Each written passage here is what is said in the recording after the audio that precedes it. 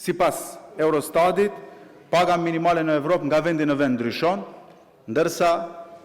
ne si vend jemi në mes. Duhet t'ju informoj që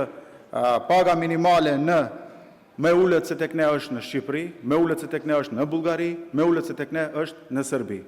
Dhe ju përmetet tu që po, Shqipëria ka thënë që do e rris pagën minimale, do e rris, po për momentin është mbas neve. Dhe po, ne jemi mbas Kroacisë, jemi mbas Slovenisë, për arsye që për llogaritet apo paga minimale, për llogaritet në bazë të zhvillimit ekonomik, në bazë të standardit jetësor, dhe nga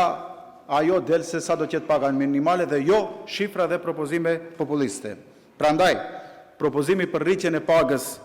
pa bazë ekonomike, pa mbështetje për kompanit, pa mos llogaritur produktivitetin, është një shembull parazgjedhor dhe